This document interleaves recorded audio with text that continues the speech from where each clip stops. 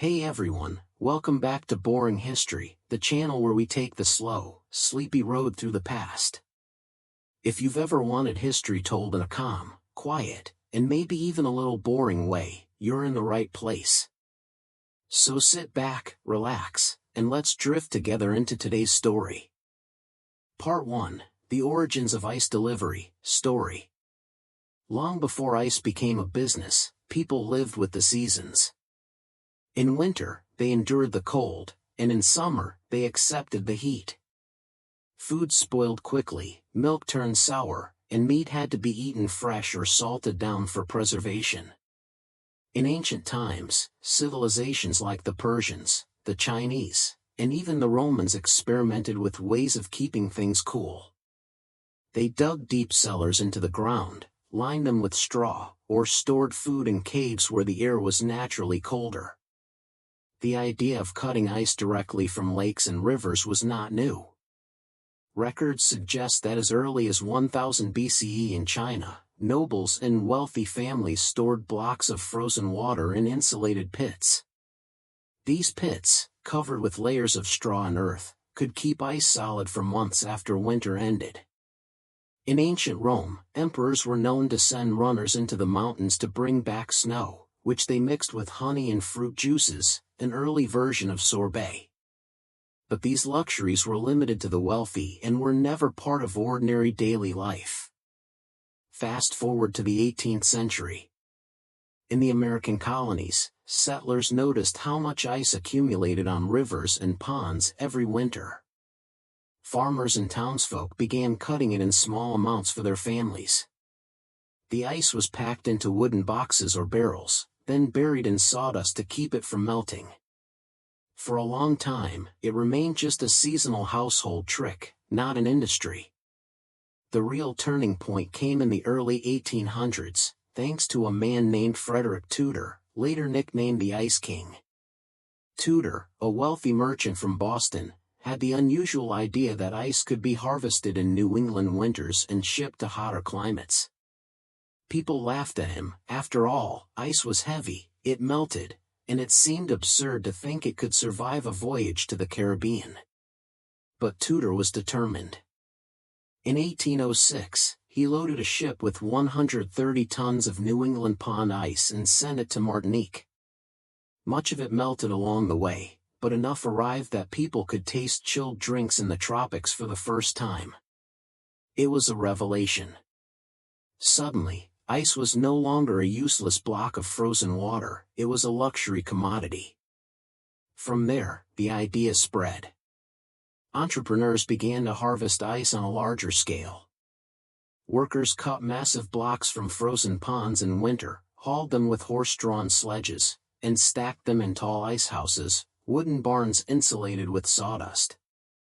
These ice houses could keep blocks frozen until midsummer, ready for delivery or export. For ordinary families, this shift changed the rhythm of daily life. By the mid-19th century, especially in urban centers like New York, Philadelphia, and Boston, ice was becoming something people expected. It meant fresh butter in July, cool milk for children, and the ability to store meat longer without salting it beyond recognition. The arrival of ice was not just a convenience, it was a quiet revolution in comfort. Still, in this early period, ice delivery was not yet standardized. It was mostly the wealthy who had access, as they could afford regular shipments or had the storage capacity at home. But the stage was set. The foundations of what would become a full-scale door-to-door ice delivery system were laid, and an industry was beginning to grow. For now, though, the ice trade was young.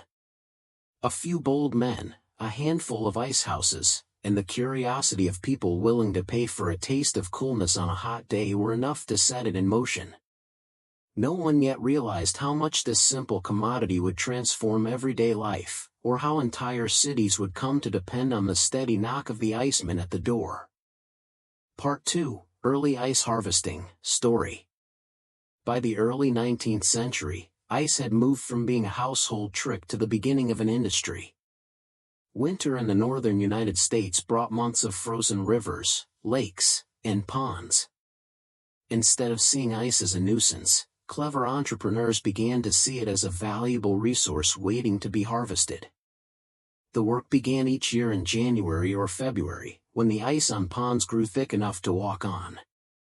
Farmers, laborers, and hired men from nearby towns would gather, their breath visible in the frozen air, armed with long saws, chisels, and ice plows.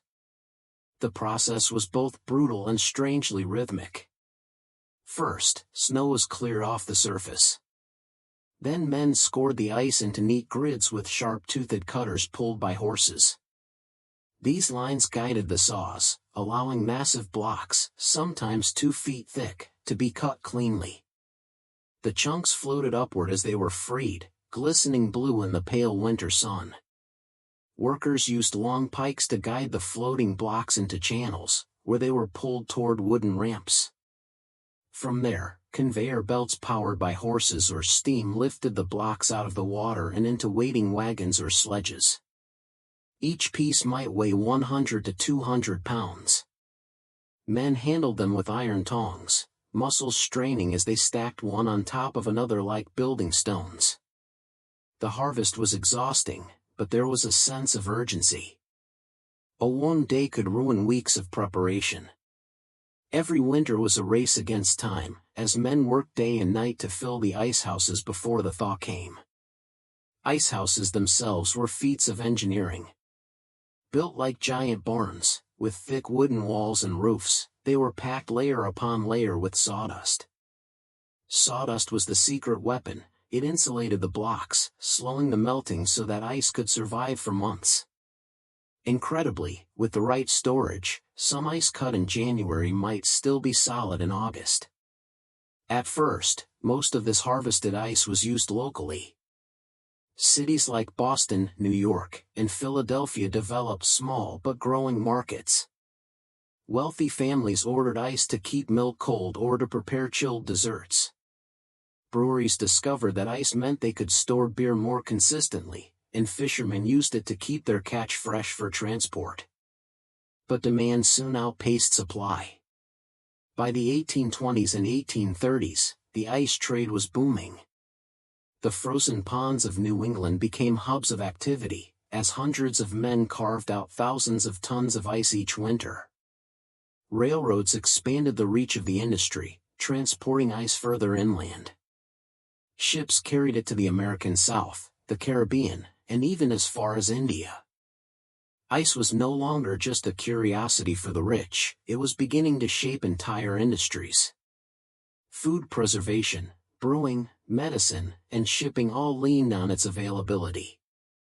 The rhythm of the harvest, men cutting, hauling, and stacking block after block, became an annual event that communities came to expect. Children watched from the shores as horses dragged sledges across the frozen ponds, and families spoke of the great piles of ice vanishing into the mysterious wooden houses, waiting to emerge again when summer came. Yet, despite the progress, the door-to-door delivery system was still in its infancy. For most families, ice remained something they heard about more than they experienced. Only the wealthiest homes could afford regular deliveries, and iceboxes, wooden chests lined with tin and insulated with sawdust, were expensive to own. The stage, however, was being set. As the 19th century rolled forward, improvements in harvesting methods, storage, and distribution would bring ice closer to ordinary households. What began with men cutting frozen lakes by hand would soon transform into a daily knock at the door, the iceman, carrying his tongs and his heavy block, ready to slide it into the family's waiting icebox. Part 3, The Rise of the Ice Trade, Story. By the middle of the 19th century, ice was no longer a novelty. What had begun as local harvesting and a risky business experiment was transforming into one of the most unusual and profitable industries in America. Ice, something that melted in your hand, had become a global commodity. The man most responsible for this transformation was still Frederick Tudor, the so-called Ice King. After his first shaky experiments shipping ice to the Caribbean, Tudor refined his methods. He invested in better storage techniques, taught workers how to cut blocks more efficiently, and, perhaps most importantly, convinced people that they needed ice. Tudor was not just selling frozen water, he was selling comfort, luxury, and eventually necessity. He marketed chilled drinks to southern planters, hotels, and taverns. He persuaded doctors that ice could soothe fevers and preserve medicine. He showed fishermen and butchers that ice could keep meat and fish fresh longer, extending their markets. Slowly, the idea spread that ice was not just for the wealthy, it could be useful to everyone. By the 1830s and 1840s, the scale of harvesting had grown dramatically. Each winter in New England, thousands of tons of ice were cut from ponds like Fresh Pond near Boston or Rockland Lake near New York. Workers lined up in precise rows, slicing the frozen surface into a checkerboard. Horses pulled ice plows, leaving neat grooves, while gangs of men sawed along the lines. From above, it must have looked like a strange geometric painting spreading across the white surface. The blocks were slid along wooden chutes into towering ice houses.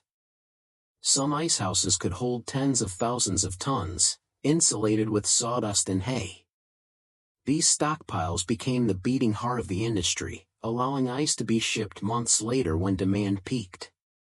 Transportation was the second key. At first, ships carried ice to southern ports in the Caribbean. But as railroads expanded in the 1850s, ice could be moved inland quickly and cheaply. Suddenly, cities that had never seen large quantities of ice, places like St. Louis, Chicago, or Cincinnati, had access. Ice was no longer just a coastal luxury, it was becoming part of life across the nation. The export trade was equally astonishing. Tudor and others shipped ice as far away as India. In 1833, a ship carrying 180 tons of New England ice arrived in Calcutta after a 4-month journey. Against all odds, much of it survived. For British colonials sweltering in the Indian summer, it was nothing short of miraculous. Newspapers called it frozen treasure, and people lined up for a chance to taste chilled drinks in a land where such a thing had never been imagined. The rise of the ice trade also reshaped work and community life. Harvesting ice became a major seasonal employer. In towns across New England, winter meant ice crews, sometimes hundreds of men, working long hours in brutal cold. The job was dangerous, saws slipped, men fell into freezing water, and horses struggled on slick surfaces. But for many, it was steady pay at a time of year when farming offered little. With so much money at stake, competition grew fierce. Some businessmen became rich ice barons, controlling ponds and transport routes. They invested in larger ice houses, faster ships, and exclusive contracts with hotels and railroads. By the 1850s, the ice trade was a multi-million-dollar industry. And yet, for all its success, the trade was fragile. It depended entirely on weather. A mild winter could ruin an entire season. In 1854, for example, New England had one of the warmest winters on record. Ice was thin, supplies were short, and prices skyrocketed. People grumbled at the high cost, but it only showed how dependent they had already become. By mid-century, ice was flowing steadily into American cities. Taverns, fishmongers, milk dealers, and wealthy households all relied on it. The door-to-door delivery system was still developing, but the foundations were laid. Ice was no longer a curiosity, it was an expectation. Children grew up knowing that in summer, a block of ice might appear in the kitchen box, keeping the butter hard and the milk sweet. The trade had risen quickly, and with it came a new way of life. Entire cities were beginning to revolve around a commodity cut from frozen ponds in distant winters. And soon, with the growth of specialized delivery services, ice would make its final leap, from the warehouses and railroads into the daily rhythm of every home. Part 4, The birth of door-to-door ice delivery story. By the mid-19th century, the ice trade had already conquered rivers, oceans, and cities. Blocks of frozen water traveled from New England ponds to the far corners of the globe. But one of the most intimate and transformative parts of this trade was only just beginning: the door-to-door delivery system. It was in the growing cities of America, New York, Boston, Philadelphia, Baltimore, Chicago, where this change took hold. By the 1850s, the demand for ice was too great for it to remain in warehouses and hotels alone. Families wanted it in their homes, and merchants realized there was profit in meeting that demand. The arrival of the Iceman. Early ice delivery was simple but laborious. Horses pulled heavy wagons stacked with blocks of ice, each weighing between 50 and 100 pounds. Men known as icemen became the central figures in this trade. With thick leather aprons strapped to their bodies and iron tongs in hand, they carried the blocks on their shoulders, dripping with cold, into kitchens and basements. They were often working-class immigrants, Irish, German, Italian, men who needed steady pay. The work was brutal, dawn to dusk in the summer heat, lifting block after block. Yet, they became familiar figures in neighborhoods. Children knew the sound of the wagon's wheels, the ringing bell or the shout announcing the iceman's arrival. The icebox revolution. For ice delivery to matter, households needed a way to use it. That solution came in the form of the icebox, a wooden cabinet lined with tin or zinc and insulated with sawdust or cork. At the top sat a compartment for the block of ice. Below, shelves held milk, butter, meat, and leftovers, kept cool by the slow melting above. The iceman would arrive every few days to replace the block. Families placed small ice cards in their windows to signal how much they needed: 25 pounds, 50 pounds, or more. The iceman, sweating in the summer sun, would hoist the chosen block, carry it inside, and slide it carefully into the waiting box. Suddenly, middle-class families could keep milk fresh for more than a day, enjoy chilled drinks in July, and store leftovers without immediate spoilage. It was a quiet revolution in domestic life. Ice as a social equalizer.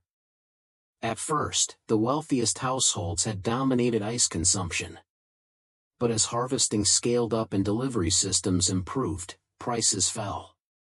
By the late 19th century, even working-class families in tenements could afford small amounts.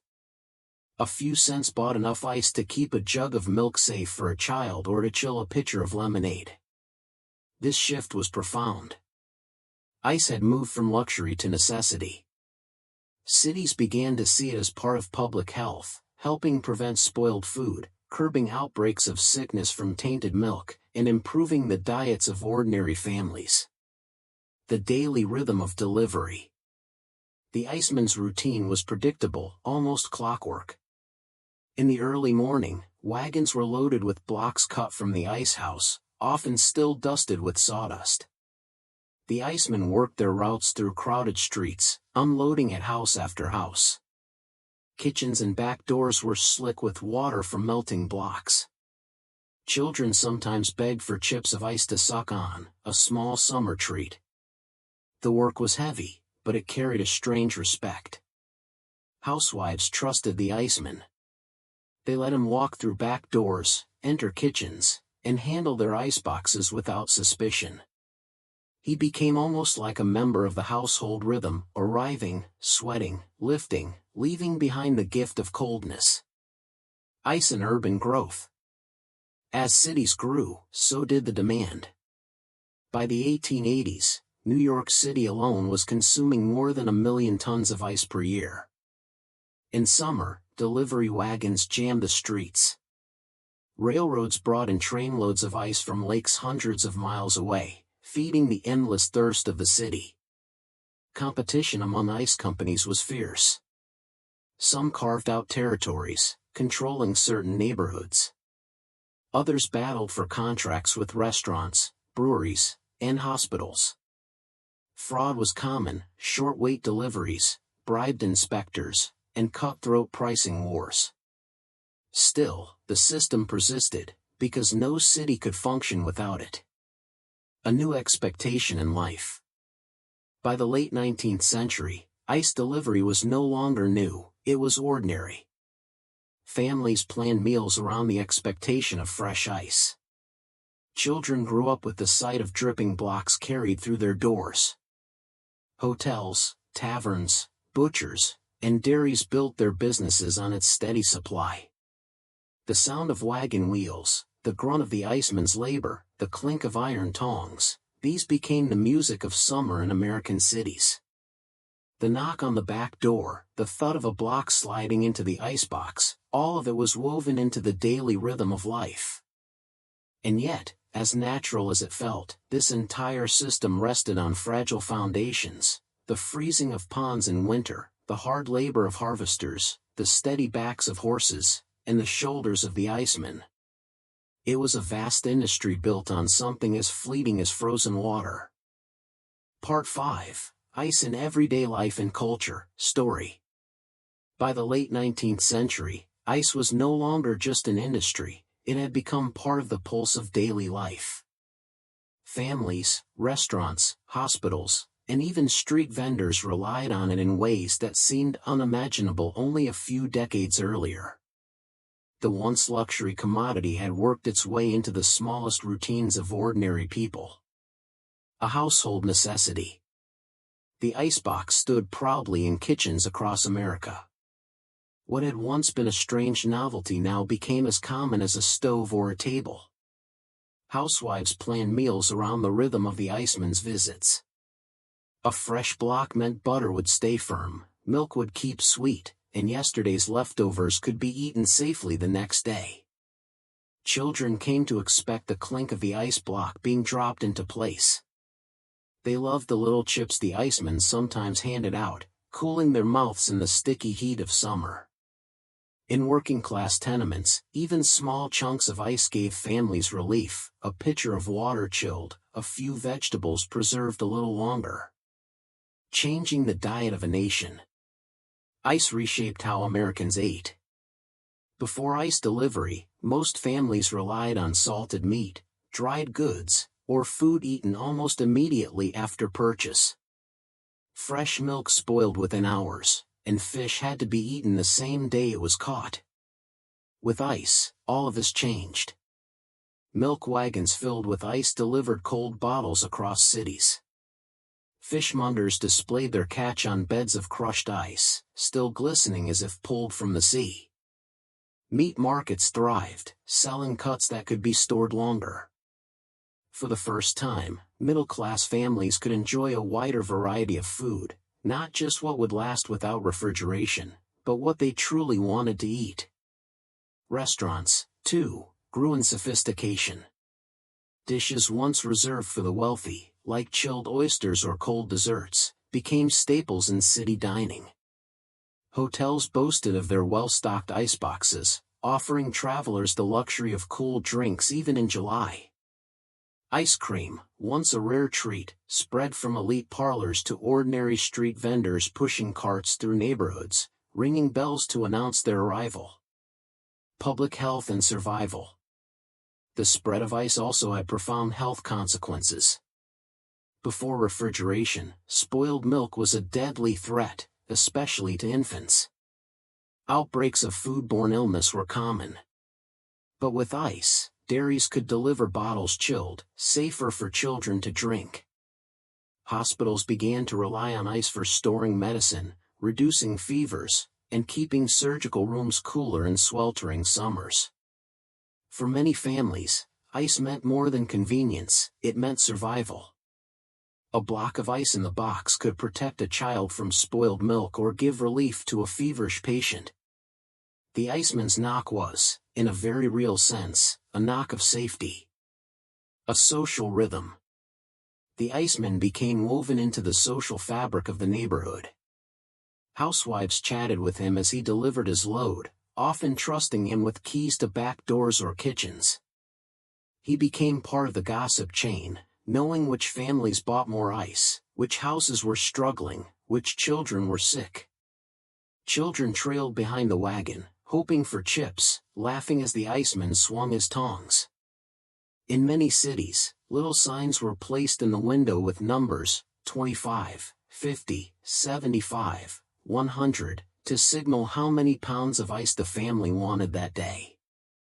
Neighbors passing by could glance at the cards, each window silently announcing its share of the cold. Ice and leisure. Ice also changed how people relaxed.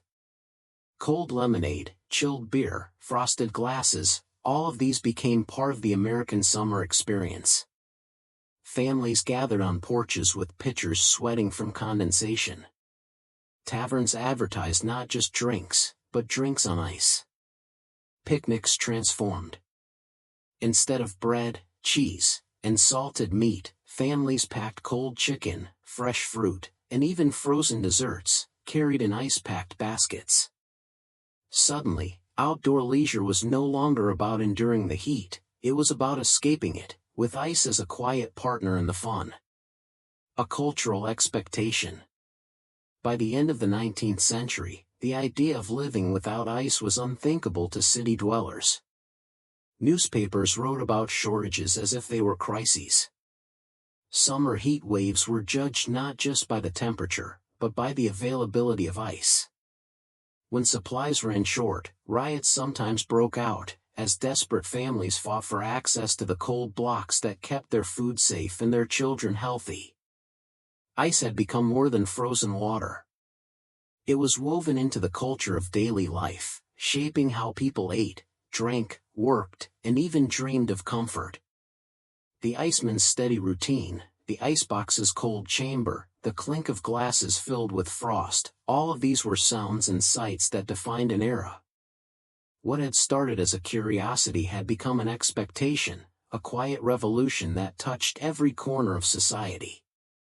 And as demand grew ever greater, so too did the power of the companies that controlled the flow of ice.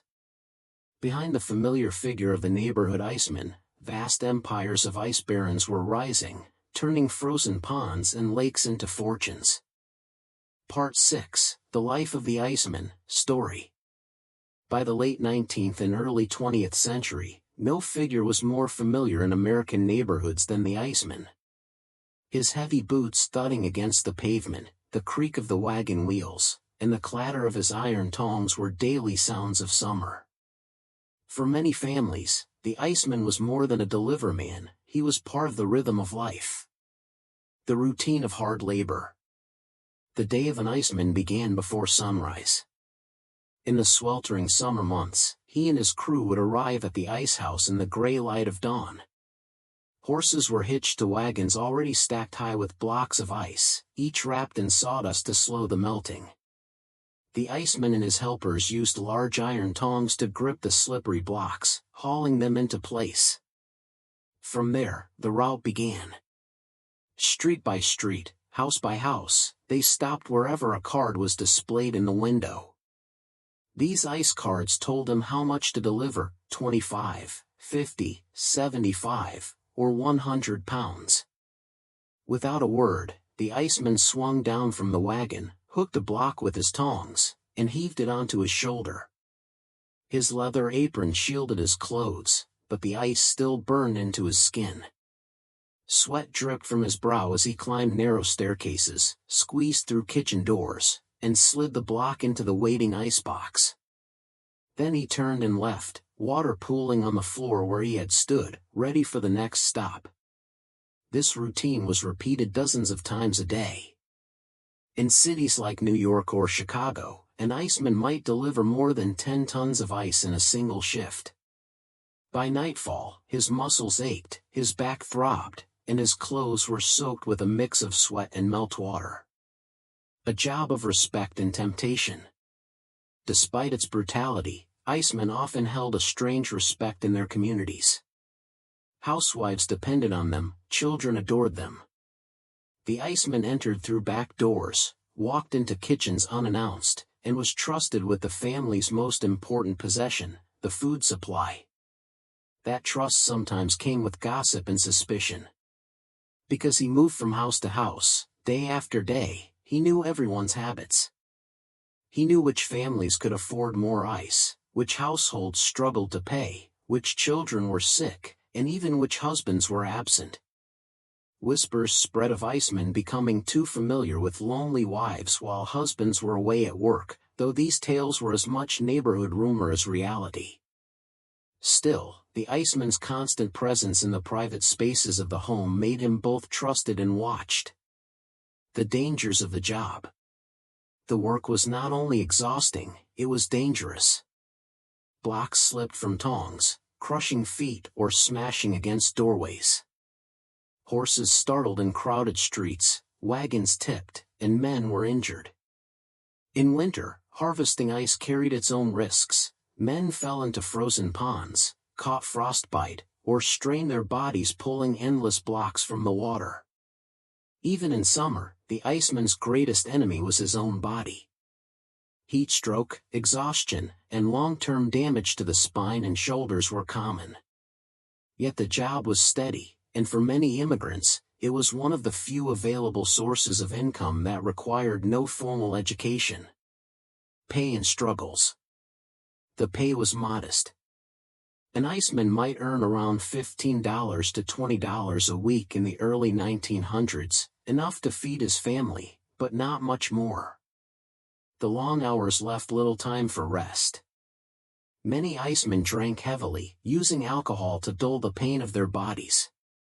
Others took pride in their endurance, boasting of the weight they could carry or the speed of their routes.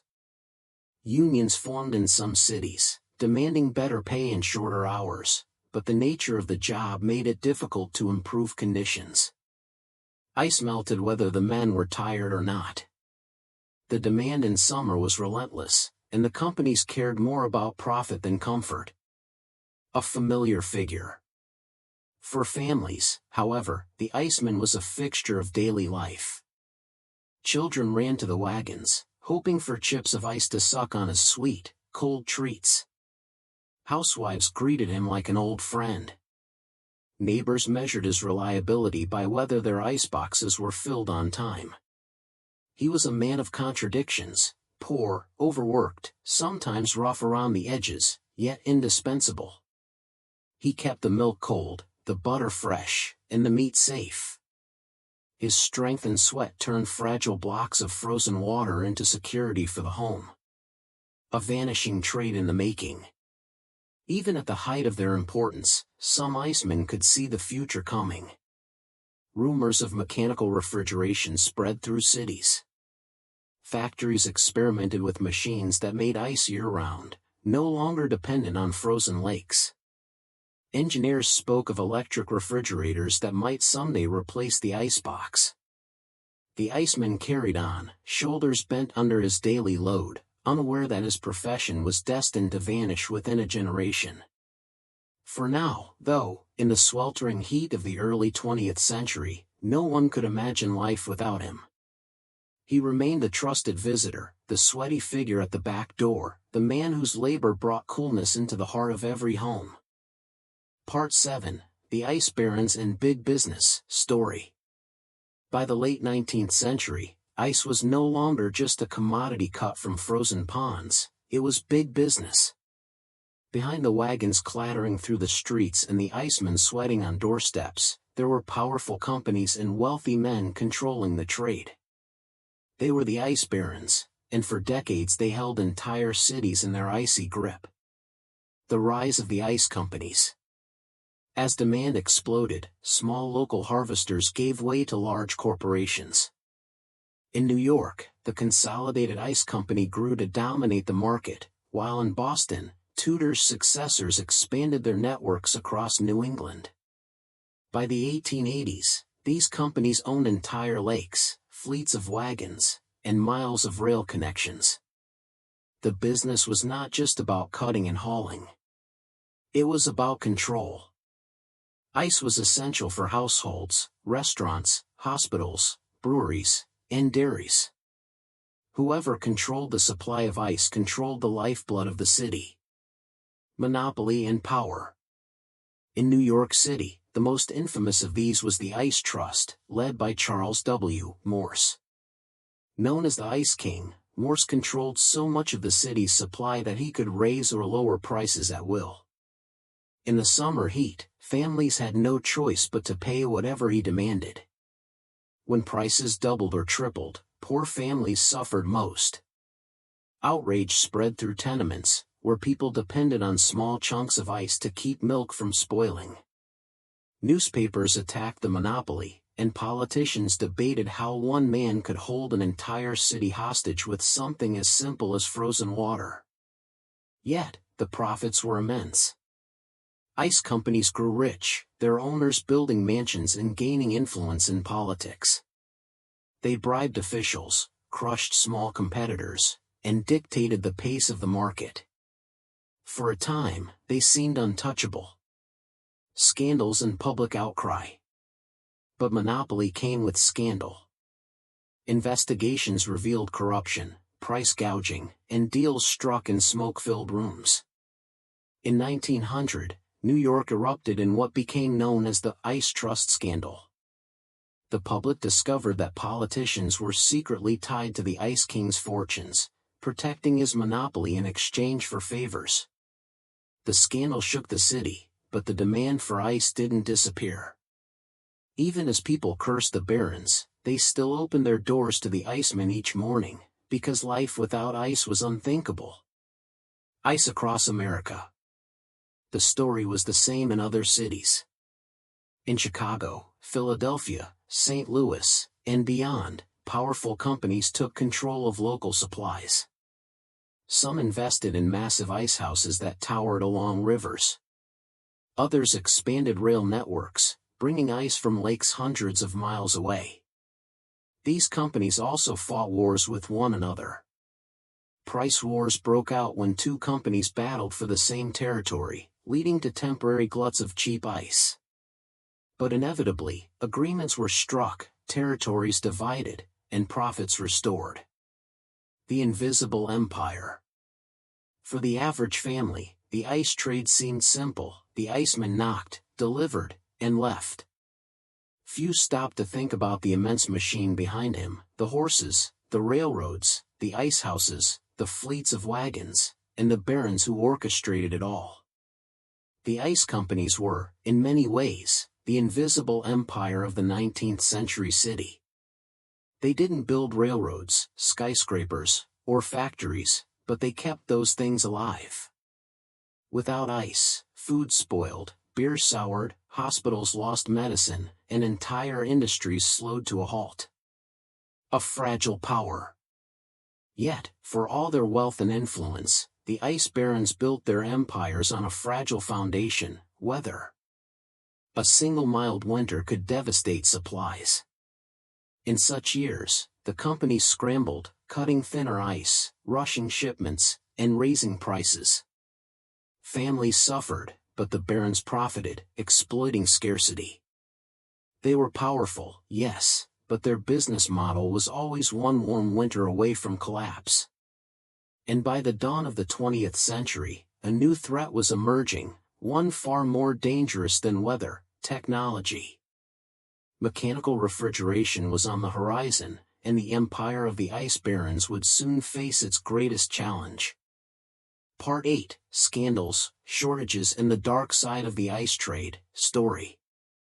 By the early 20th century, the ice industry seemed unstoppable. Wagons still rattled down crowded streets, icemen still shouldered their heavy loads, and families still depended on that cold block in the box to keep milk safe and butter firm. Yet beneath the surface, the industry was riddled with corruption, exploitation, and misery. This was the dark side of the ice trade, the part of the story families at home rarely saw. The scourge of shortages. Every summer, the same fear returned: would the ice last?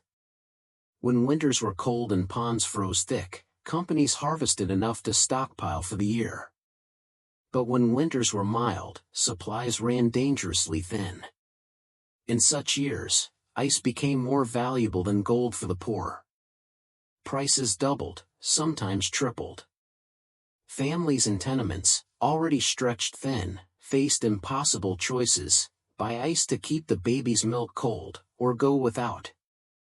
Mothers watered down milk to make it last longer, children fell sick, and entire neighborhoods simmered with anger.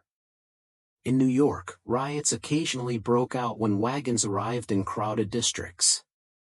People rushed the carts, begging or stealing chunks of ice, desperate to save their food in the sweltering heat. For the working poor, shortages were more than inconvenience, they were matters of life and death. The Ice Trust Scandal. The biggest scandal of all erupted in New York City at the turn of the century. Charles W. Morse, the so-called Ice King, had built a monopoly that controlled nearly every block of ice entering the city. When he abruptly raised prices in 1900, newspapers exploded with outrage. Investigations revealed that city politicians were entangled with the Ice Trust, taking bribes and protecting the monopoly. The public was furious. Editorial cartoons showed fat ice barons squeezing poor families, while mothers were depicted pleading for a block of ice to keep their children alive. The scandal grew so large that it nearly toppled city officials and forced a public reckoning. Yet, in the end, little changed for families. The wagons still came, the prices still rose, and the Ice Trust still profited. Exploitation of labor. Behind the profits lay the sweat of workers. Harvesters risked their lives on frozen lakes each winter, cutting thousands of tons of ice in freezing conditions. In summer, icemen bent their backs under crushing loads. Many worked 12 to 14 hours a day, 7 days a week, for meager pay. Accidents were common. Blocks slipped, crushing feet. Horses bolted, wagons overturned. In harvesting season, men drowned when ice cracked unexpectedly. For many immigrant laborers, it was the only steady work available, but the cost was high. Fraud and deception. Fraud was another plague of the industry. Some icemen shaved blocks, delivering less than the family had paid for. Others bribed officials to look away from short waits.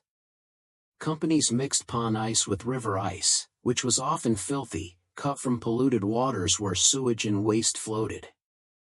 Families never knew if the ice in their box was clean or contaminated.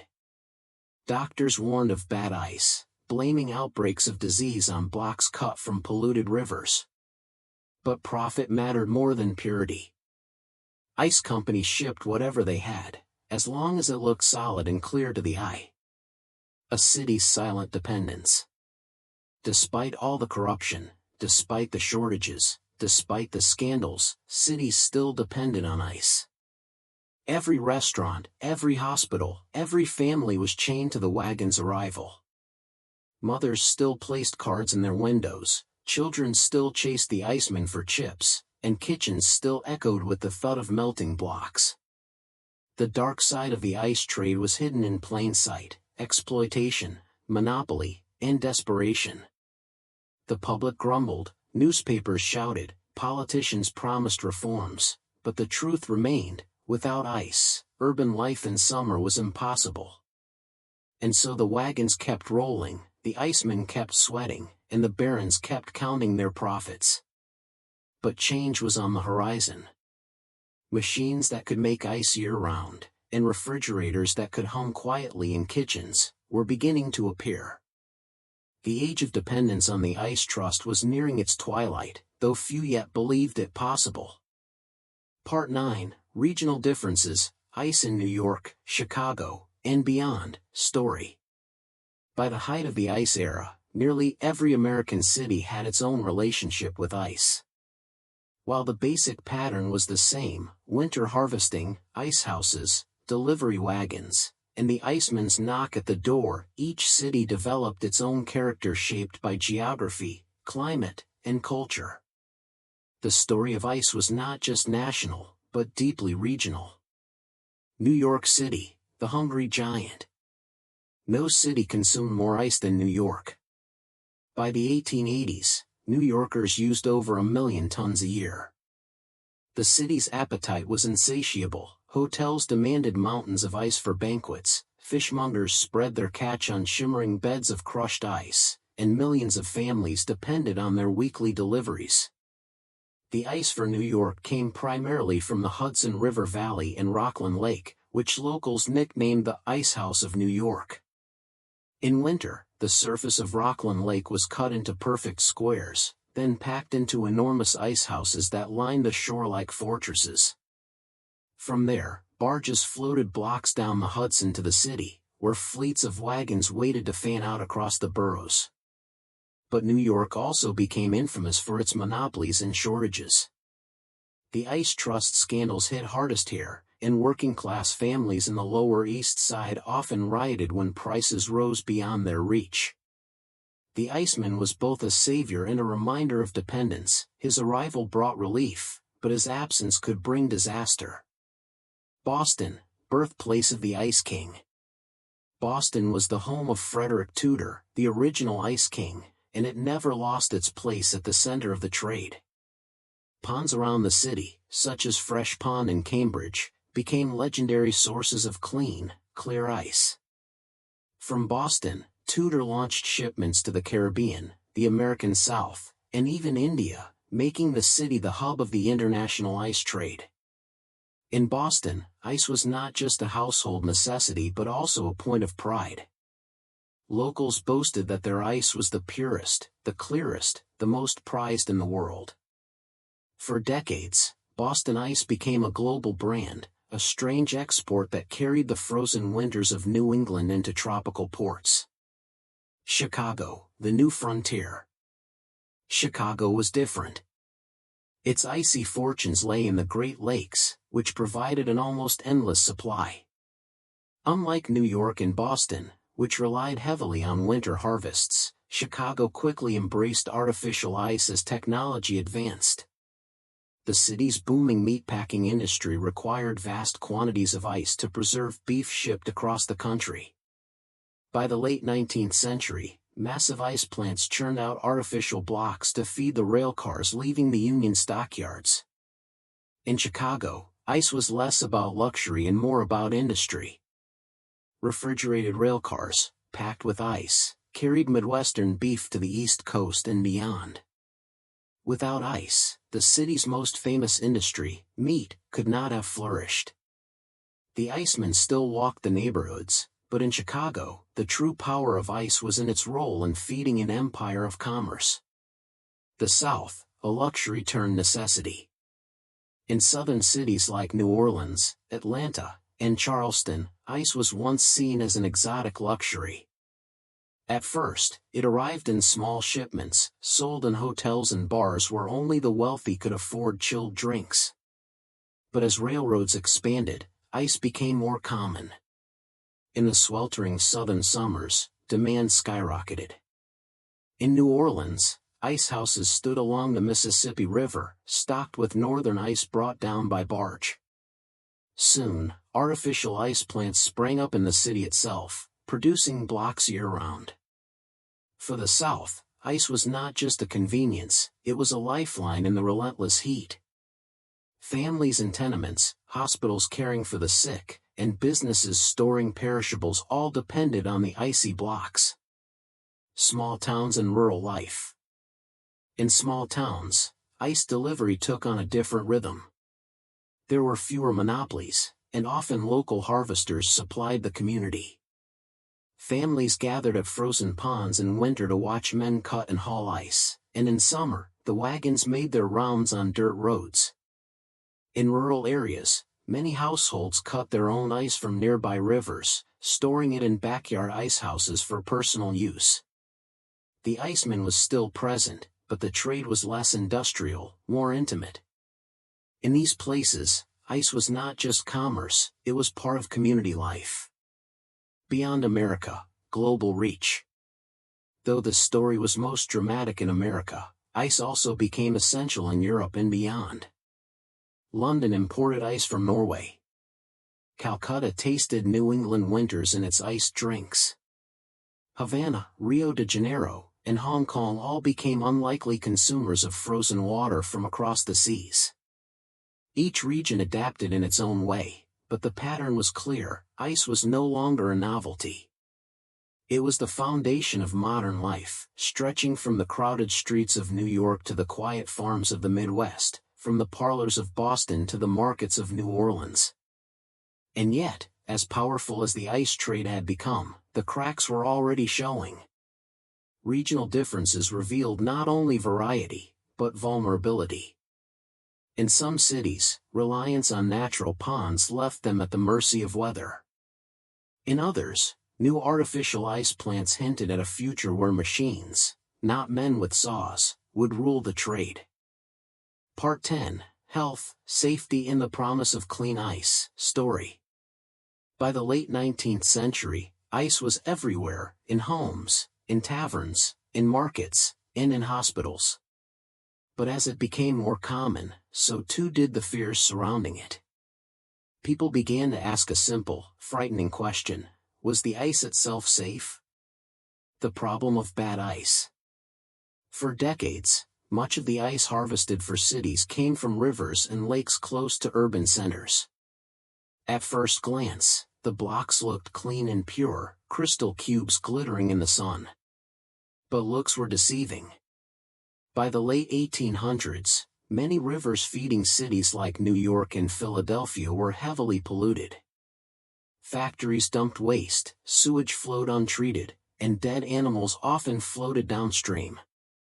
When workers cut ice from these rivers, the contamination was frozen into the blocks.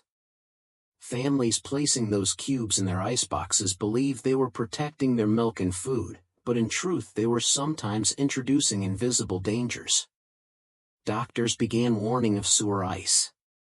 Outbreaks of typhoid fever and cholera were linked not only to bad water, but also to contaminated ice. In one infamous case, New Yorkers discovered that part of their city's ice supply was being harvested from the polluted East River. The outrage was immediate. Newspapers called it poison frozen into blocks. The rise of clean ice marketing. Ice companies recognized the threat. If families lost faith in ice, the entire industry would collapse.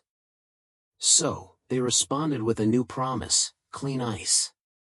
Companies began advertising the purity of their ice with bold claims. They emphasized ice cut from pure mountain lakes or pristine New England ponds. Rockland Lake near New York, for example, became famous for its crystal-clear ice, marketed as the gold standard of cleanliness. In Boston, fresh pond ice was sold as the purest in the world. Some companies even stamped their names into the blocks themselves, so that households could trust their ice came from reputable sources. Delivery wagons bore painted signs proclaiming pure ice, crystal ice, or guaranteed clean. Artificial ice, a new kind of purity. At the same time, a new technology was beginning to shift the conversation. Artificial ice plants, powered by steam and ammonia-based refrigeration, could produce ice year-round. More importantly, they used filtered water, which meant the ice was, at least in theory, safer than blocks cut from polluted rivers. At first, people distrusted artificial ice. To many, the idea of manufactured ice sounded unnatural. But as scandals over dirty river ice mounted, attitudes shifted. Doctors endorsed machine-made ice as cleaner, and hospitals in particular embraced it for storing medicine and cooling feverish patients. By the early 20th century, artificial ice plants dotted cities across America, producing tons of blocks each day. They no longer needed to wait for winter or depend on frozen lakes. Ice was no longer a seasonal harvest, it had become an industrial product. The battle between natural and artificial ice. For a time, natural and artificial ice competed fiercely. Natural ice companies boasted of tradition, of the purity of northern winters. Artificial ice companies emphasized science, safety, and control. Families often took sides. Some insisted only natural ice tasted right in drinks. Others swore by the cleanliness of machine-made cubes. The debate filled newspapers and advertisements, each side mocking the other. But slowly, artificial ice gained the upper hand. It could be produced anywhere, at any time, in any quantity. It freed cities from the whims of weather and the filth of polluted rivers. And as more families demanded pure ice, the industrial plants delivered exactly that. Public health and the culture of trust. By the 1910s, clean ice was not just a slogan, it was an expectation. Families no longer thought of ice as mysterious frozen water from a distant pond. They saw it as a guaranteed product, delivered with the promise of safety. The Iceman still carried his heavy blocks, but now those blocks often came not from lakes and rivers, but from humming factories in the heart of the city. In kitchens, mothers felt reassured. The Icebox was not just keeping food fresh, it was protecting their families from sickness. Yet, beneath that reassurance lay a subtle shift. The age of natural ice was nearing its end. The very promise of clean ice, machine-made, filtered, and reliable, was the beginning of a technological transformation that would ultimately make the Iceman himself obsolete. Part 11, Ice in Medicine, Hospitals, and Science, Story. While most families thought of ice as something to keep butter firm or lemonade chilled, doctors and scientists saw it as something even more powerful, a tool of healing and preservation. By the late 19th and early 20th centuries, ice had become as essential to hospitals as it was to kitchens, shaping the practice of medicine and even the progress of science. Cooling fevers and saving lives. Long before antibiotics or advanced medicines, doctors relied on simple remedies. One of the most important was cold itself. When a patient burned with fever, ice was prescribed to bring the temperature down. Doctors wrapped ice in cloths and placed them on foreheads, or packed blocks around the patient's bed. Hospitals often stored chunks of ice specifically for fever wards, where the cool relief could mean the difference between life and death. For children in particular, ice was life-saving. In crowded cities, outbreaks of typhoid, scarlet fever, and diphtheria swept through neighborhoods. A child struggling with fever might survive only if cooled quickly. In such cases, the Iceman's delivery was not just about comfort, it was a matter of survival. Ice in surgery and recovery. Surgery in the 19th century was brutal and dangerous. Before modern anesthesia and antibiotics, infections and shock claimed countless lives. Ice became a crude but effective tool in the surgeon's arsenal. Doctors packed wounds with crushed ice to reduce swelling and slow bleeding. They used ice to numb small areas before minor operations, creating a primitive form of local anesthesia. In recovery, patients were often surrounded with blocks of ice in an attempt to keep fevers low and pain at bay. Though crude by modern standards, these methods saved lives. Ice was one of the few reliable ways doctors had to control the body's extremes. Preserving medicine and vaccines. As science advanced, ice took on an even greater role. Certain medicines, such as early vaccines, needed to be kept cold to remain effective. In the 19th century, this was nearly impossible without ice. Hospitals and pharmacies relied on iceboxes to store delicate medicines, making ice delivery just as important to public health as it was to daily life. When smallpox vaccination campaigns spread in the late 1800s, ice was critical. Without it, the serum spoiled quickly. In this sense, the Iceman was unknowingly part of the global fight against disease.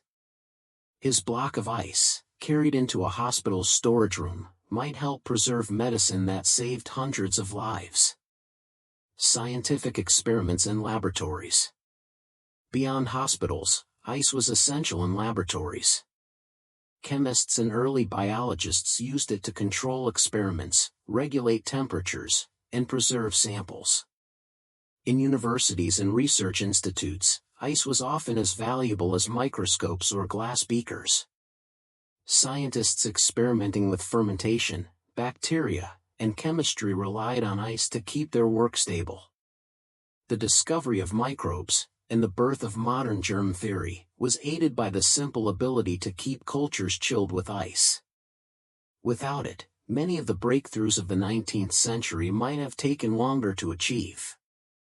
Ice in public health campaigns. As cities recognized the role of ice in preventing spoilage, they also saw its importance in health campaigns. Public officials encouraged families to use ice to keep milk safe for infants. Charitable organizations sometimes distributed ice to poor families during heat waves, knowing it could prevent deadly illnesses. In extreme cases, police wagons delivered free ice during emergencies. Newspapers reported these deliveries with pride, portraying ice not as a luxury but as a form of social responsibility. The quiet hero of medicine. For the doctors, nurses, and patients who relied on it, ice was more than frozen water. It was relief in the burning heat of fever, safety in the fight against infection, and preservation in the fragile world of medicine. In an age before electricity, refrigeration, or antibiotics, ice was one of the simplest but most effective tools in healing. Yet, just as in the household kitchen, the reliance on ice in hospitals carried with it a quiet fragility. A missed delivery, a shortage in summer, or a wagon that failed to arrive could turn life-threatening. The Iceman was not only a servant of domestic comfort, he was an unseen ally in medicine, his block of ice as important as any doctor's prescription. Part 12, Ice in the Seasons of Urban Life, Surviving the Summer Heat Waves, Story.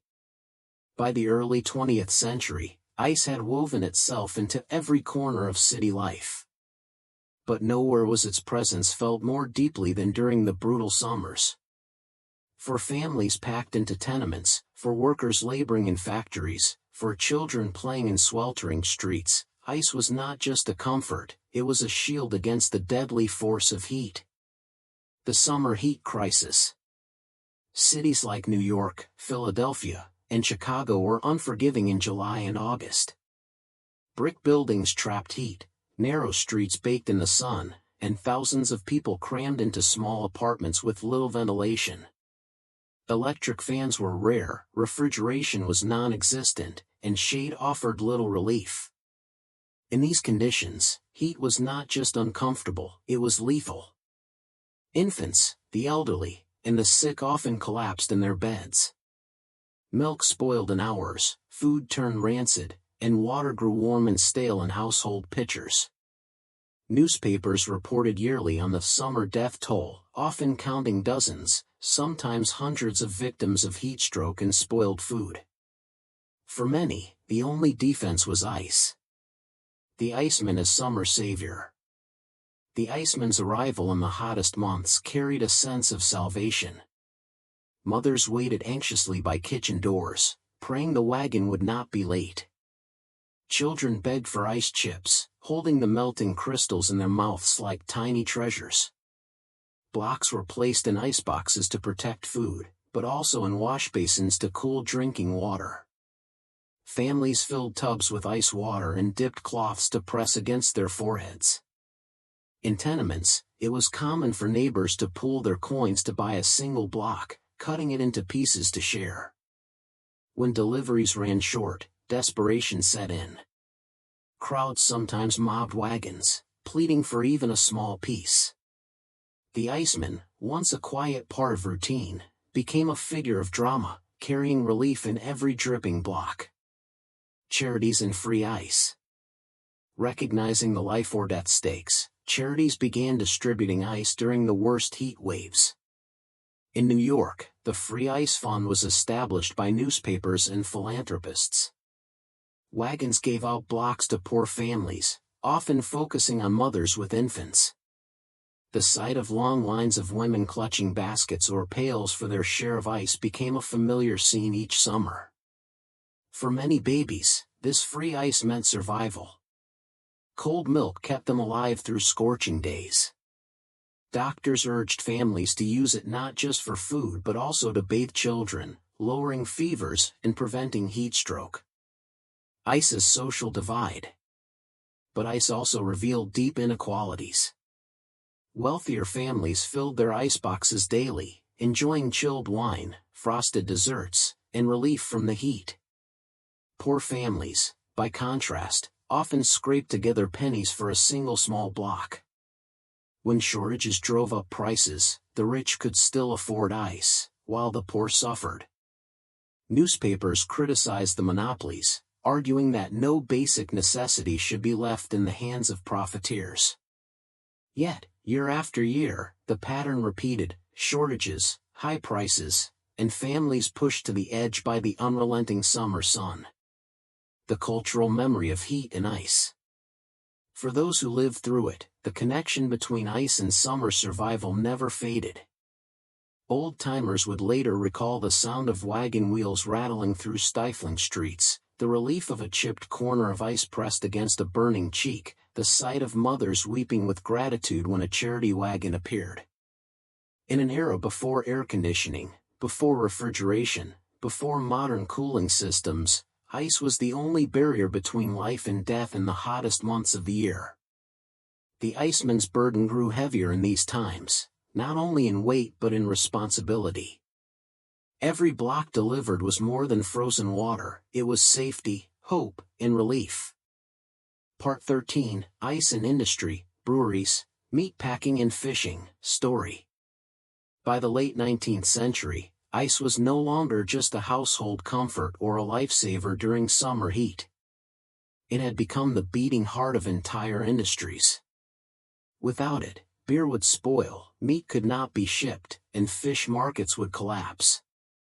The iceman's work stretched far beyond kitchens. It fueled the growth of commerce and industry across America. Breweries and the taste of cold beer. Beer was one of the first industries transformed by ice.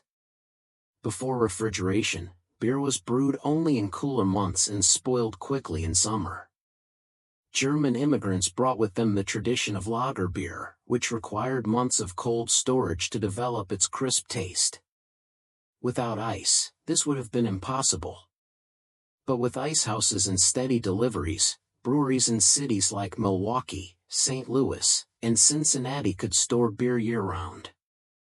Barrels were stacked in underground cellars chilled with tons of ice, allowing lager to ferment slowly and evenly. The result was revolutionary. For the first time, Americans could enjoy cold, clear beer in July just as in January. Breweries exploded in size, with companies like Anheuser-Busch and Pabst building national reputations. Beer gardens and saloons advertised their icy mugs as symbols of modernity and refreshment. In many ways, the rise of America's beer culture was inseparable from the rise of ice. Without it, the foaming stein on a summer night would have remained only a dream. Meatpacking, feeding a nation. If beer made ice popular, meat made it indispensable. Chicago, with its vast stockyards, became the epicenter of the meatpacking revolution. Every day, thousands of cattle and hogs were slaughtered, their carcasses packed into railcars filled with ice. These refrigerated railcars, cooled by blocks stacked in compartments, allowed meat to travel hundreds of miles without spoiling. Suddenly, Chicago beef could be sold in New York, Boston, or Philadelphia at prices that undercut local butchers. The impact was enormous. Ice made possible the growth of a national food market. It fed booming urban populations with fresh meat, reshaped farming across the Midwest, and created fortunes for the meatpacking barons. But it also revealed harsh truths. Workers in the stockyards toiled in chilling rooms stacked with ice, often falling ill from the damp cold. Poor families sometimes received spoiled cuts when shipments failed. Yet, without ice, the very idea of shipping meat across the country would have been impossible. Fishing, keeping the catch fresh. The fishing industry, too, was reborn by ice. Before its arrival, fish had to be salted, dried, or eaten the same day it was caught. Fresh fish was rare, available only to those living near coasts. With ice, fishermen could load their catch into barrels lined with frozen blocks, keeping it fresh for days. Railroads then carried iced fish to inland markets, bringing cod, mackerel, and even oysters to cities hundreds of miles from the sea. In bustling markets like Fulton Fish Market in New York, mountains of crushed ice glittered under the morning sun, preserving tons of seafood for eager buyers. Fishmongers became daily users of ice, their livelihoods tied to its steady supply. Ice and the rise of cold storage. Breweries, meat packers, and fishmongers all depended on one new innovation: cold storage warehouses. These vast facilities, chilled with thousands of tons of ice, allowed industries to store products for weeks or months. Cold storage meant breweries could plan production on a massive scale, meat packers could manage supply chains across the country, and fishermen could time their sales for maximum profit. The modern food industry, with its networks of suppliers, distributors, and consumers, was built on this foundation of ice. Beyond food, other industries. While food dominated, other industries also thrived on ice. Florists used it to keep flowers fresh on hot days. Hospitals and pharmaceutical companies stored medicines in ice-cold rooms. Even theaters and dance halls sometimes placed blocks of ice near entrances, letting breezes carry cool air across the crowd. The ripple effect was immense. Ice was not just changing meals, it was reshaping commerce, leisure, and even the cultural imagination of what comfort could be. A hidden backbone. For families, the Iceman's block of ice meant safety in the kitchen. For businesses, it meant survival in the marketplace. The industries that defined urban life, beer, meat, fish, all depended on the steady flow of ice from frozen ponds and humming factories. It was a hidden backbone, one that few people thought about as they sipped a cold beer, roasted Chicago beef, or enjoyed oysters in a Manhattan restaurant. But without ice, these pleasures and industries would have vanished into the heat. The industrial age had found its unlikely ally in frozen water. And for a time, it seemed as though nothing could threaten the empire of ice. Part 14, The Social Side of Ice, Children, Treats, and Everyday Memories, Story. By the early 20th century, ice had seeped so deeply into American life that it was no longer only about survival or industry. It was about culture, comfort, and memory. Beyond kitchens and factories, ice shaped how children played, how families celebrated, and how people remembered their summers. Children and the Iceman's wagon. For city children, the arrival of the Iceman's wagon was an event. Long before the days of candy trucks or ice cream vans, children gathered at the sound of wheels clattering on cobblestones, waiting eagerly for a chance at the smallest prize, chips of ice. When the Iceman split a block to fit it into a box, shards scattered onto the ground. Children rushed to snatch them up, holding the cold crystals in their hands or sucking on them until they melted away. To a child in a sweltering tenement, a sliver of ice was magic, a brief escape from the relentless heat. Some icemen, knowing this, played along. They handed out chips to waiting children, laughing as they squealed at the chill. Others scolded them, chasing them from the wagon wheels. But either way, the Iceman's route was part of childhood itself, stitched into the memory of long, hot summers. Ice cream, from luxury to everyday treat. Perhaps no food symbolized ice's cultural impact more than ice cream. In the early 19th century, it had been an elite dessert, served only in the finest parlors. But with reliable ice delivery, ice cream spread to the streets. Vendors with hand-cranked freezers, packed in salt and ice, sat up in neighborhoods. Children lined up for cones, their pennies buying what had once been reserved for the wealthy. Soon, every park, fairground, and seaside town echoed with the calls of ice cream sellers. By the turn of the century, ice cream parlors became gathering places for families, couples, and young people. To sit at a marble-top table with a dish of vanilla or strawberry ice cream was not just a pleasure, it was a cultural ritual. None of it would have been possible without the humble blocks of ice that kept the cream cold. Cold drinks and social life. Ice also transformed how people gathered. Lemonade, iced tea, and chilled beer became staples of picnics and porch evenings. Restaurants and hotels competed by advertising the coldest drinks, served in glasses frosted with condensation. At summer fairs, vendors sold lemonade poured over chunks of ice, the clinking sound of cubes against tin cups marking the season itself. For city workers finishing long shifts, nothing symbolized relief more than the first gulp of a cold drink. Memories of daily life. Beyond food and drink, ice became tied to the memories of ordinary life. Housewives remembered the puddles forming beneath the icebox, the steady drip that meant another delivery was needed.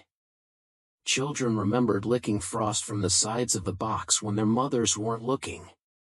In neighborhoods, people remembered the smell of sawdust as wagons rattled past, the iceman's leather apron shining with meltwater, and the marks left by his heavy tongs. These were not grand events, but everyday moments, small details that gave life its texture. Even decades later, when refrigerators replaced iceboxes, older generations recalled the sound of the iceman's knock, the rush of children to the back door, and the thrill of a kitchen suddenly cooler when the new block slid into place. Ice as a symbol of modern comfort. By the early 20th century, ice was more than a commodity. It had become a symbol of progress. Families who had iceboxes felt they were living in the modern age, enjoying comforts their grandparents never imagined. To offer a guest a chilled drink was to show hospitality and refinement. To buy ice cream for children was to mark a special day. In these ways, ice became deeply social, a quiet marker of belonging, comfort, and shared memory. It was no longer only about food safety or industry, it was about the little joys that filled ordinary lives. The iceman's work, though grueling, left behind more than cold milk and preserved meat. It left behind memories, moments of laughter, treats on hot days, and rituals of comfort. Ice had melted away each day, but the culture it created endured, a culture built on the simple joy of coldness in a hot world. Part 15, The Decline Begins, Refrigerators and the End of the Iceman's Era, Story. For nearly a century, the clatter of wagons and the grunt of icemen had been part of the daily soundtrack of city life. But by the early 20th century, change was stirring. The very technology that had once made the ice industry powerful was about to undo it. The age of the iceman was slowly melting away. The arrival of artificial ice. Artificial ice plants had already begun reshaping the business. Unlike natural ice, harvested from lakes and rivers, machine-made ice could be produced anywhere, at any time, and in any quantity. These plants used filtered water, making their ice cleaner and safer than blocks cut from polluted rivers. For families and hospitals alike, this was a revelation. Pure ice was no longer dependent on cold winters, it was guaranteed by machinery. But while artificial ice threatened the natural ice barrens, it did not yet threaten the iceman himself. The blocks still had to be delivered door to door. The true revolution was waiting in kitchens. The first refrigerators. At the turn of the 20th century, engineers were experimenting with small-scale refrigeration. Early machines were clunky, expensive, and often unreliable. They were found mostly in breweries, meatpacking plants, or wealthy hotels. But slowly, improvements came. By the 1910s and 1920s, manufacturers began producing electric refrigerators designed for homes. At first, only the wealthy could afford them, and many people distrusted the humming, mechanical boxes. Housewives worried about safety, while icemen scoffed at the idea that a machine could replace them. Still, the machines spread. Year by year, They became smaller, cheaper, and more reliable. The Great Depression and the ice struggle. The 1930s brought hardship for millions. Many families could no longer afford luxuries, and the icebox remained the cheaper option. Iceman routes stayed busy, especially in working-class neighborhoods. For a time, it seemed as though the refrigerator would remain a novelty, while the icebox stayed the people's machine. But even in those years, the seeds of change were growing. Utility companies promoted electric appliances as signs of modern living. Advertisements promised housewives freedom from drips, puddles, and waiting for the iceman's knock. The refrigerator was marketed not just as a machine, but as a status symbol of progress. World War II and mass adoption. The true death blow came after World War II. During the war, factories perfected technologies for cooling, insulation, and electricity. When peace returned, these innovations were applied to household appliances. By the late 1940s and 1950s, refrigerators flooded the American market. Prices dropped, efficiency rose, and suburban homes were built with electricity wired into every kitchen. Families eagerly embraced the change. The refrigerator didn't melt, didn't drip, didn't require tips for the iceman. It was constant, quiet, and reliable. For Iceman, the end was swift. Routes shrank, wages dropped, and companies folded. By the mid-20th century, the once essential job of the iceman was vanishing from American life. The last iceman. Some icemen held on, serving rural areas or poor neighborhoods where families still used iceboxes into the 1950s and even 1960s. In remote towns, horse-drawn wagons lingered longer, their leather-apron drivers carrying on traditions almost unchanged from the 19th century. But they knew the end was near. Children who once chased wagons for chips of ice now marveled at the glowing white boxes in their kitchens. Housewives who once left cards in windows now plugged in machines that never needed deliveries. The iceman, once a trusted figure entering every home, became a memory. A world transformed. The decline of the iceman was not just the loss of a profession, but the end of a way of life. Ice had once been seasonal, uncertain, and labor-intensive. The daily rhythm of delivery shaped meals, neighborhoods, and even childhood memories. With the refrigerator, cold became permanent. The magic of the iceman's knock, the thrill of a block sliding into the box, the laughter of children sucking on chips, all of it vanished into silence. Cold was no longer delivered. It was simply there, humming quietly in the corner of every kitchen. The iceman's era melted away, leaving behind stories, nostalgia, and the faint echo of wagon wheels on a summer street. Part 16, The Legacy of Ice Delivery, Memory, Nostalgia and Museums, Story. Though the iceman has long since disappeared from city streets, the memory of his work has never fully melted away. The era of door-to-door ice delivery left behind more than puddles on kitchen floors.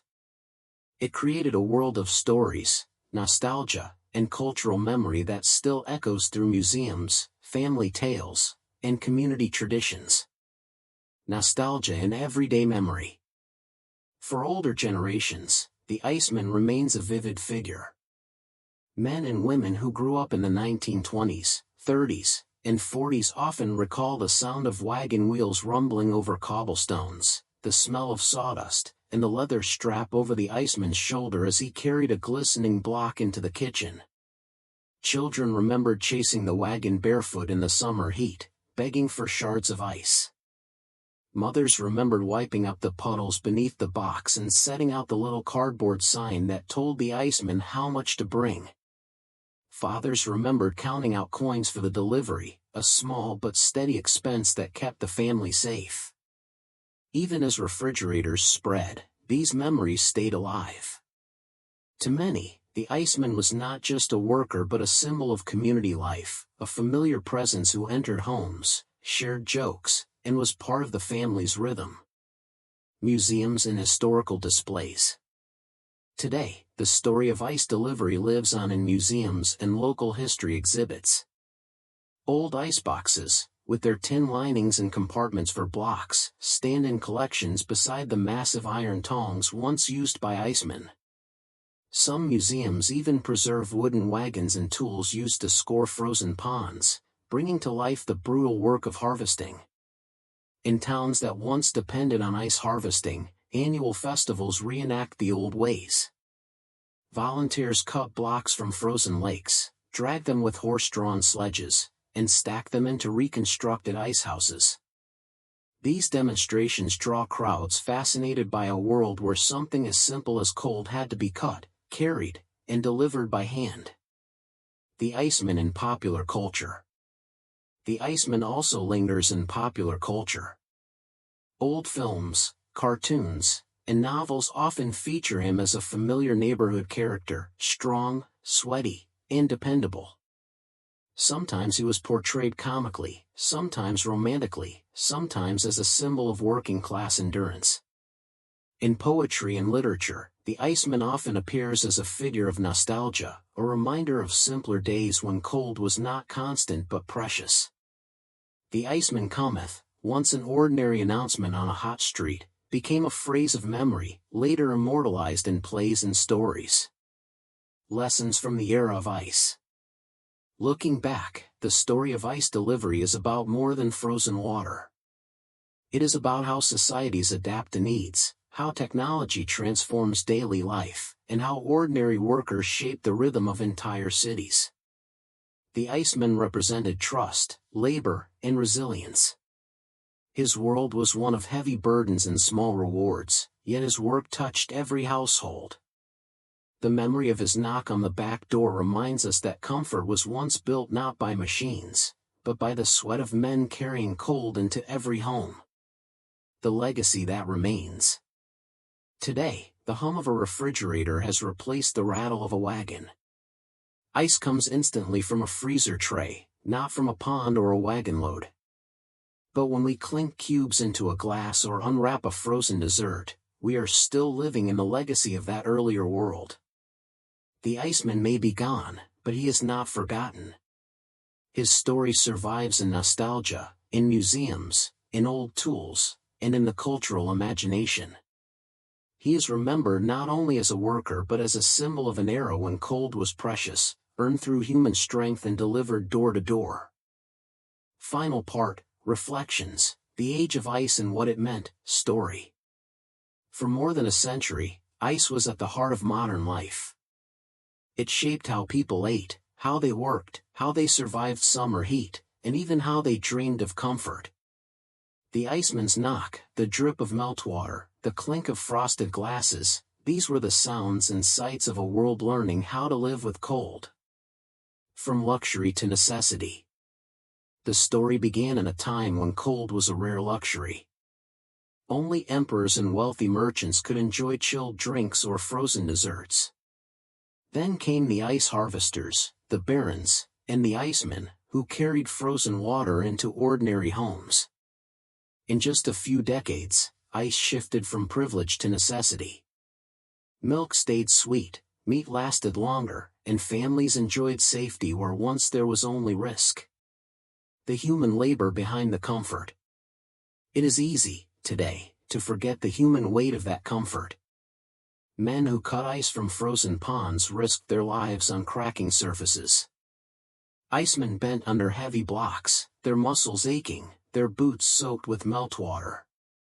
Horses strained, wagons groaned, and entire cities pulsed to the rhythm of their work. Behind every cool sip of lemonade was an army of laborers whose sweat kept the cold alive. The end of the Iceman's era. Technology eventually made their world vanish. Refrigerators, humming quietly in kitchens, replaced the daily knock. Ice became invisible, automatic, and constant. No one needed to set out cards in the window or wait for a wagon. The refrigerator changed everything, just as ice itself once had. The Iceman faded into memory, his tools resting in museums, his story told in the nostalgia of grandparents. The children who once begged for chips of ice grew old and homes where cold was simply taken for granted. The legacy we inherited. Today, we live in a world of endless cold. Supermarkets gleam with freezers, trucks carry frozen goods across continents, and ice cubes tumble from machines at the press of a button. We rarely think of it as miraculous. But it is. The story of ice delivery is a story of human ingenuity, of how a fleeting, fragile substance was captured, preserved, and carried into daily life. It is also a story of transition, showing how new technologies rise, flourish, and then disappear when something better comes along. Above all, it is a story of memory. For those who lived it, the age of the Iceman was not just about frozen water. It was about trust, survival, and small joys: a chipped corner of ice on a hot day, a cool glass of milk at supper, a block dropped into the icebox with a thud. Closing reflection. The age of ice delivery has melted into history. Yet, its mark endures in the way we live today. Every time we open a refrigerator door, every time we hear the clink of ice in a glass, we are echoing a past where cold had to be cut from lakes, hauled on wagons, and carried on human shoulders. The Iceman is gone, but his legacy remains, proof that even something as fleeting as ice can transform the world, and that comfort, once hard-won, becomes so natural we forget the struggles behind it.